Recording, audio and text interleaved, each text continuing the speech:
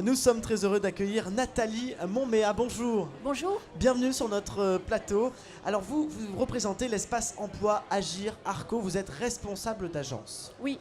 Alors déjà, avant de commencer, est-ce que vous pouvez un petit peu nous présenter ce qu'est l'Agir Arco, l'espace emploi? Expliquez-nous un peu. Alors l'espace emploi est une association loi 1901 qui a été créée en 1989 par des caisses de retraite complémentaires qui ont souhaité venir en aide à des personnes affiliées chez elles et qui se retrouvaient en situation de chômage. Donc la vocation de l'association, c'est d'accompagner pendant 4 mois des demandeurs d'emploi longue durée, donc qui ont plus d'1 an de chômage et qui ont des difficultés pour se repositionner professionnellement. Alors vous dites 4 mois, pourquoi 4 mois? C'est une période importante, Alors, 4 clé? 4 mois parce que les gens sont pressés de retrouver de l'emploi. Ils ont besoin de retrouver de l'emploi matériellement. Et 4 mois, c'est une période qui nous permet de bien travailler avec eux et de répondre à leurs contraintes matérielles. Alors, vous parlez d'accompagnement, un accompagnement, j'allais dire sur mesure, psychosocial, professionnel, c'est ça? Alors Oui. expliquez-nous un petit peu. Alors, on s'est rendu compte aujourd'hui que la recherche d'emploi à longue durée entraîne d'autres difficultés que l'emploi, notamment des difficultés financières, le logement et le surendettement. Ce sont les 2 sujets que l'on traite le plus à l'espace emploi. Et puis des difficultés aussi psychologiques, de perte de confiance en soi forte, de difficultés sociales, familiales, d'isolement, qui sont de véritables freins au repositionnement professionnel.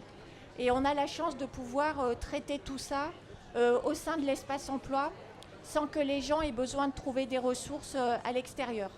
Alors, dans cette région, dans ce bassin d'emploi, 156 000 demandeurs d'emploi. Vous, ça fait 24 ans que vous faites cette belle mission. J'imagine que vous avez vu une évolution d'un point de vue déjà du marché de l'emploi et aussi des demandeurs d'emploi. Cette évolution, j'imagine que le portrait robot a évolué. Est-ce que vous pouvez un petit peu nous parler de ces 2 facettes? Alors, ce qui est plus compliqué aujourd'hui, c'est que les gens vivent des difficultés déjà dans l'entreprise avant même de se retrouver en recherche d'emploi. On a beaucoup de gens en burn-out, en épuisement professionnel. Donc, c'est des gens qui sont déjà fatigués, cassés, quand ils arrivent sur le marché de l'emploi en tant que demandeurs d'emploi. Épuisés, quoi. En bout de course. Voilà. Beaucoup de perte de confiance en soi. Ils ne croient plus du tout en leurs compétences. Ils ont déjà des difficultés un peu familiales, sociales, parce qu'il y avait déjà des tensions.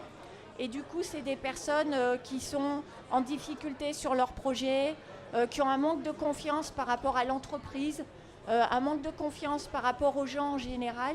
Et il y a un gros travail à faire avec eux par rapport à ça. Et ça complexifie beaucoup l'accompagnement et le travail à réaliser avec eux. Alors, on l'a dit, 155 000 demandeurs d'emploi face à un marché qui évolue, ça s'inverse en ce moment. C'est presque le demandeur d'emploi qui a le choix aujourd'hui, vu le nombre d'offres. Ça aussi, vous l'avez vu évoluer en une vingtaine d'années? Alors, ça, on le voit. La difficulté, c'est que les gens sont souvent peu clairs sur leur projet. C'est-à-dire, ils ont des compétences, ils ont des savoir-faire. Par contre, ils ne savent plus ce qu'ils souhaitent, ce qui est bien pour eux, de quoi ils ont besoin. Et du coup, ils n'arrivent pas à aller vers les offres parce qu'ils n'arrivent pas à cibler, ils n'arrivent pas à se positionner. Alors justement, aller vers les autres, il faut avoir ce réflexe souvent dans la difficulté, certains ne l'ont pas.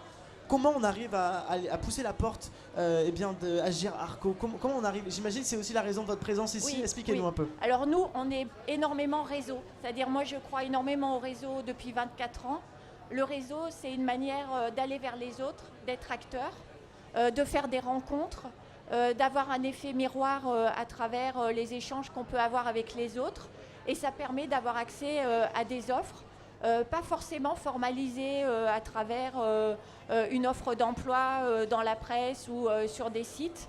Et ça permet d'avoir accès à ce qu'on appelle le marché caché. Et c'est extrêmement intéressant pour les personnes parce que ça les met dans une posture éminemment positive et pas dans une posture d'attente.